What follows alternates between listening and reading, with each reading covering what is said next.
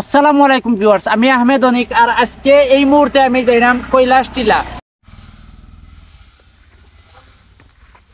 স্বাগতম কৈলাস টিলা। কৈলাস টিলার পবিত্রতা রক্ষা করুন। ঠিক আছে, যতটুকু সম্ভব কৈলাস টিলার পবিত্রতা রক্ষা করিয়া আমরা চেষ্টা করবো ভিডিও বানানোর। আল্লাহু আকবার একটা সাইনবোর্ড সামনে দেখলাম। আমার কাছে লাগে যে আমি ভিডিও স্টার্টিং করার পরে গহীন কোনো জঙ্গলের ভিতরে হয়তো বা ঢুকি দিলাম। লক্ষণাবন ইউনিয়ন বাংলাদেশের সিলেট জেলার গোলাপগঞ্জ উপজেলার অন্তর্গত একটা ইউনিয়ন। উপজেলা সদর থাকি ইউনিয়নের দূরত্ব মাত্র 9 কিলোমিটার। আর হ্যাঁ, সিলেট শহর থাকি মাত্র 24 কিলোমিটার দূরে লক্ষণাবন ইউনিয়ন। আর আজকের আমার ভিডিওটা লক্ষণাবন ইউনিয়নের কৈলাস টিলা নামক জায়গাটা লইয়া ভিডিওটা যদি আপনারা দেখেন, আশা করি অনেক কিছু বুঝতে পারবা। ইতিহাস ঐতিহ্য সমৃদ্ধ আজকের এই ভিডিও। এই জায়গার মাঝে অনেক কিছু দেখা যার উঠতে উঠতে যে পাথরও সিজদা করা নিষেধ, মানত করা নিষেধ। এটুকু জানতে পারছি যে কৈলাস টিলার উপরে থাকি একদম বাংলাদেশ তথা ইন্ডিয়ার বর্ডার ইন্ডিয়া দেখা যায়। সো এর লাগি আমি এলাম কৈলাস টিলা। আজকে কৈলাস টিলার ভিডিওটা খুব বেশি স্পেশাল হইব। বিগত দিনে আপনারা আমার যতটুকুগুলো ভিডিও দেখছেন সবগুলো ভিডিও থাকি ডিফারেন্ট একটা ভিডিও হইব কৈলাস টিলার।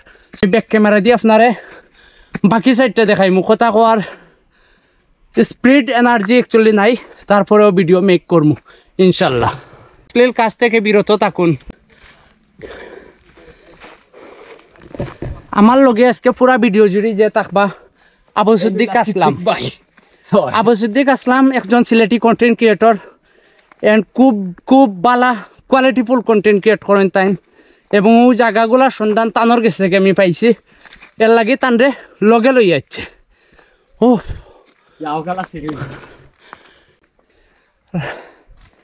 কথা কোয়ার মতো স্পিড নাই, ভিউ দেখো কা। ঠিক আছে নি?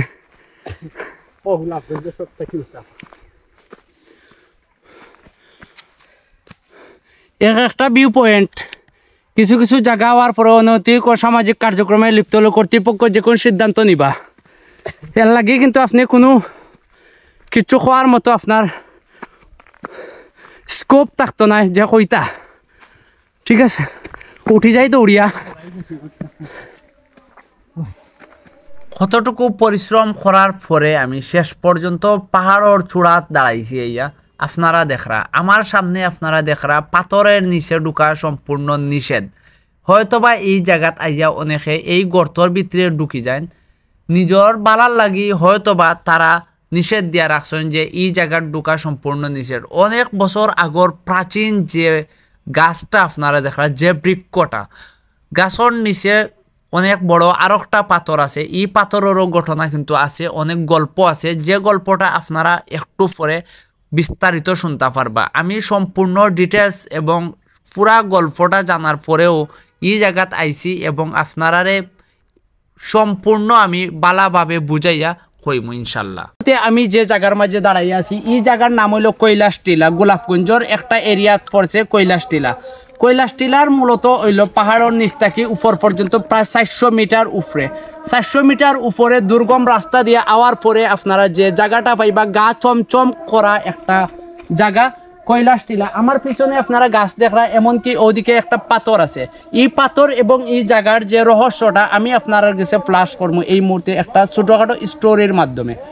আপনারা এই জায়গার একটা গর্ত দেখরা, এই জায়গাত যে ধ্যানমগ্ন থাকতা 360 জন আউলিয়ার লগর একজন সফর সঙ্গী শাহ নূর তানোর নাম আছিল। শাহ নূর যখন এই জায়গার মাঝে ধ্যানে মগ্ন থাকতা, লোকর মুখ শোনা গেছে যে একটা আশেপাশে যারা স্থানীয় আছেন তারা গেছে থাকি তানোর আশেপাশে অজগর, সাপ, এমনকি বাঘ পর্যন্ত ইয়া খান্দাত থাকতো। এই 400 মিটার উপরেও কেউ একজনে আগরবাতি জ্বালাইয়া দেওয়া হয়েছিল এই জায়গার মাঝে। এবং আশা করি আপনারা ইতিমধ্যে এই পাহাড় নিয়া, এই টিলা নিয়া কিছুটা আইডিয়া পাইছেন যে আসলে এই কৈলাস টিলা কিতা এবং কিভাবে এবং খেত থাকতা এই জায়গাত, খেনে এই গর্ত আর খেনে এই দুর্গম একটা শুনশান নীরবতাময় রাস্তা। আপনারা আরো বেশি ইন্টারেস্টিং কিছু ফুটেজ দেখবা সামনের দিকে। আমার পিছনে আপনারা দেখরা যে গম্বুজটা, একটা মূলত বর্তমান সময়ে একটা ঈদগাহ। অত্র এলাকার কিছু মানুষ আছেন যারা ঈদর জামাত এই জায়গাতে ইয়া পড়েন। এই ঈদগার একটা স্টোরি আছে, ছোটখাটো স্টোরি, আমি যতটুকু এই পর্যন্ত জানতে পারছি। এই জায়গাত যে ধ্যানে মগ্ন থাকতা যে আল্লাহর অলি উনি এই জায়গাত মৃত্যুবরণ করার পরবর্তীতে এই জায়গার মাঝে উনারে দাফন করার লাগি আনা হয়েছিল, এমনকি উনারে জানাজা পড়ার পরে হুট করে উনি গায়েব।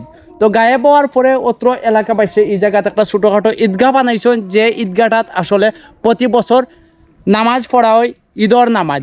সো আশা করি আমার ভিডিওটা আপনারা যারা একটুও ভালো লাগছে, আপনারা যদি আইতাছেন অফকোর্স আইতা পারেন। নিয়ম কানুন কিছু আছে, নিয়ম কানুনগুলা মানবা। আমি শুধু একটা রিকোয়েস্ট করবো যে পবিত্র স্থানের পবিত্রতা রক্ষা করার দায়িত্ব হইল আপনার আমার ইমানি দায়িত্ব। যদিও প্ল্যান আছিল এই জায়গাটাকে আপনারারে বিরাট কিছু ভিউ দেখাইমু, কিন্তু ঘন জঙ্গল থাকার কারণে আমি কোনো রাস্তা পাইলাম না যে রাস্তা দিয়া এত উঁচা একটা পাহাড় থাকে ভিউ দেখাইতাম আপনারারে, কিন্তু তারপরেও কিছু ভিউ দেখানোর চেষ্টা করলাম। ভিউয়ার্স, আমার ভিডিওটা আর আমি বেশি লম্বা করতাম না, আজকের ভিডিওটা ও পর্যন্ত। যদি ভিডিওটা একটুও ভালো লাগিয়া থাকে, আপনার পরিচিত বন্ধু বান্ধব যারা আছে তার লগে একটু শেয়ার করার চেষ্টা করবা।